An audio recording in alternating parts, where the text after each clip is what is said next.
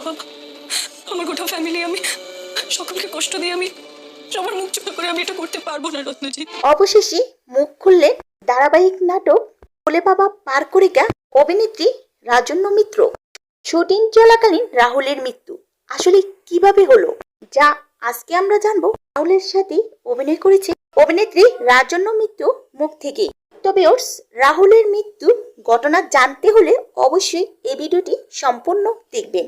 রাহুলের আকস্মিক ও মর্মান্তিক মৃত্যুর পর অভিনেত্রী রাজন্য মিত্র ওই ধারাবাহিক থেকে সরে দাঁড়ানোর সিদ্ধান্ত নিয়েছেন। রাহুলের মৃত্যুর ঘটনায় রাজন্য মিত্র মানসিকভাবে ভেঙে পড়েছেন। তিনি জানিয়েছেন যে এই ট্রমার কারণে তিনি বর্তমানে চিকিৎসাধীন এবং শারীরিকভাবে অসুস্থ হয়ে পড়েছেন। যে সিয়েটে রাহুলের সাথে তিনি কাজ করতেন সেই একই পরিবেশে ফিরে যাওয়া তার পক্ষে অসম্ভব হয়ে দাঁড়িয়েছে। তাই তিনি ভোলে বাবা পার করে গা পাশাপাশি ম্যাজিক মোমেন্টসের প্রযোজনা অন্য একটি ধারাবাহিক শীর্ষকা থেকেও সরে দাঁড়িয়েছেন। রাহুলের শুটিং চলাকালীন জলে ডুবে মর্মান্তিক মৃত্যুতে পুরো টলিউডকে শোক স্তব্ধ করে তুলেছে। চলুন রাজন্য মিত্রর মুখ থেকেই শুনি রাহুলকে নিয়ে কি বলছে, আসলে সেদিন কি হয়েছিল বিস্তারিত জানি। এখনো জানা যায়, শেখা যায়। মানুষটা চলে গেলে কি হবে, যা রেখে গেছে তার অবদান অনেক কিছু।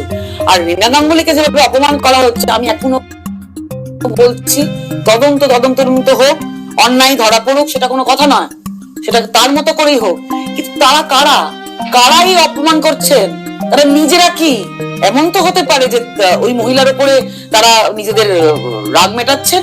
আমি এদের দলে থাকতে পারবো না, আমি আমার মতো এই তার যাবো, আমি আর যাবো, আমি অসুস্থ, সেটাও কালকে জানানো আছে। এবং আমার কাছে তুমি চাইলে প্রেসক্রিপশন আমি তোমাকে দেখাতে পারি, কিন্তু তারপরেও আমি যাব, কারণ এটা উচিত, প্রেজেন্ট থাকাটা উচিত। কিন্তু তুমি যেটা বলছো, আমি এর উত্তর কিভাবে দেবো বলো, যে কেন এই লোকগুলোর সঙ্গে আমি কেন দাঁড়াতে যাবো? আমার কোনো ইচ্ছে নেই। সেই দিন আমার শোকতাপ করার জায়গা অন্য আছে। আমি কথা বলতে পারিনি, আমি শারীরিকভাবে বিধ্বস্ত। বারবার এটা বললে আবার এইটুকু পোস্ট করেছি বলে তাতেই মানুষ কত কি লিখছে। মানে প্রথম যখন ভাস্কর দা কিছু লেখেন তাকে নিয়ে কত খারাপ, উনি তো একটা মিথ্যা কথা বলেননি, তাকে নিয়ে খারাপ কথা। আবার তাদের মনে হলো যে না উনি ঠিক বাকিরা ভুল। শুনুন, আপনারা আমরাকে ভুল ঠিক বিচার করতে যাবেন না, নিজেরা ঠিক তো।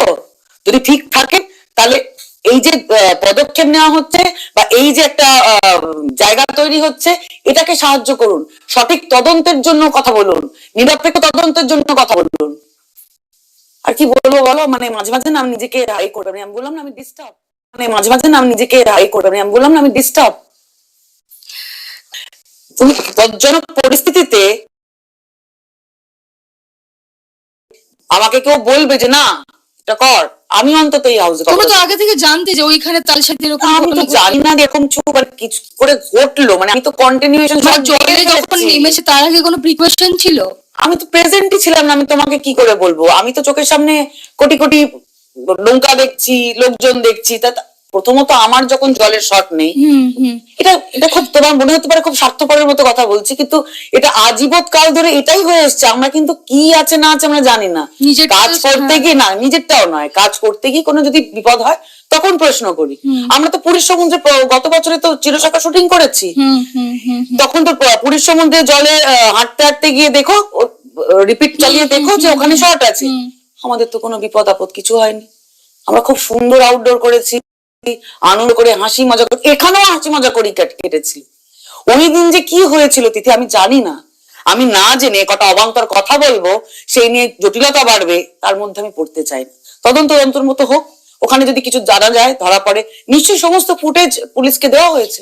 দিদি একটা প্রশ্ন আসছে বারবার, বয়ানগুলো যেহেতু বারবার চেঞ্জ হয়ে গেছিল না, সেই ক্ষেত্রে থেকে আমাদের সকলের মনে প্রশ্নটা তৈরি হয়েছে যে একটা ঘটনাকে কেন্দ্র করে বয়ান কেন চেঞ্জ হচ্ছে। কখনো ডিরেক্টর এক কথা বলছেন, কখনো প্রোডাকশন থেকে এক কথা বলছে, কখনো টেকনিশিয়ানরা এক কথা বলছে। আসল ঘটনাটা কি সেখান থেকে তো আমরা জানতেই পারিনি, বা ওখানকার যারা লোকাল লোক ছিল তারা বলছে এক কথা। তো এই 5-6টা বয়ান একেবারে বিভ্রান্তি সৃষ্টি। আমি এটুকু বলতে পারি যে মানুষ হয় না যে একটা এমন একটা সিচুয়েশনে মানুষ হয়তো খেই হারিয়ে যায় বা ঠিক মতো কথা বলতে পারে না, আমি তাও এই প্রসঙ্গে যাচ্ছি না। যদি কোনো ভুল বয়ান দেওয়া হয়ে থাকে সেটা অন্যায়, সেটা একাধিক কাঙ্ক্ষিত বয়ান ছিল না, এসেছে। কাঙ্ক্ষিত ছিল না। তবে যদি এরকম কোনো ভুল বয়ান থেকে থাকে তো সেটাকে রেকটিফাই করার এখনো সময় আছে, আমার এখনো তাই ধারণা। এখনো সময় আছে যে এটুকু বলার, যে আমার এখনো বিশ্বাস আছে, এটা বলাটা সবার আগে দরকার। আমি হাউসে 11 বছর কাজ করেছি, তো এই মানুষগুলোর প্রতি আমার আস্থা ভরসা আছে।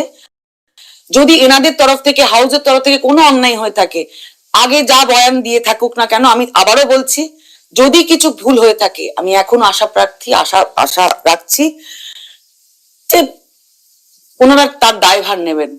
যদি অন্যায় হয়ে থাকে ওনারা তার দায়ভার নেবেন। মানে আর কি বলতে পারি বলো?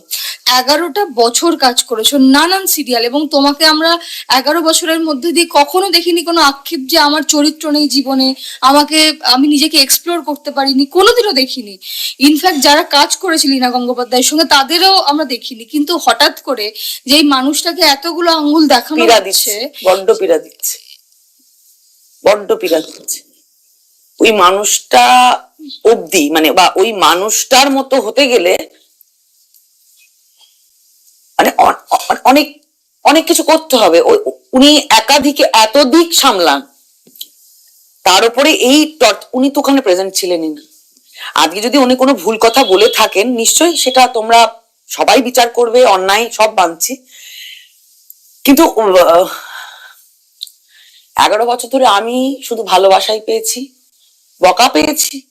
যদি কোনো অন্যায় করে থাকি তার জন্য বকাও পেয়েছি। মানে আমার ওনাকে বলতাম যে আমার মাকে আমি যেভাবে ভালোবাসি, আমার মায়ের পরেই তুমি।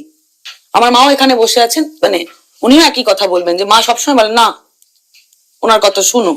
হয় না যে সেকেন্ড গার্জেন, সারাদিন ওই শুটিং এ আমি থাকি, 11 বছর ধরে দিন আর রাত ধরে ওইখানে থাকি। আমাকে খুব পীড়া দিচ্ছে যে এইভাবে ক্লান্ত করা হচ্ছে। আমার বক্তব্য, আগে আপনারা প্রমাণ পান, তদন্ত হোক, তারপর যেটা বলার বলুক। আর আবারও বলছি, আশাবাদী, যদি কিছু ভুলভ্রান্তি হয়ে থাকে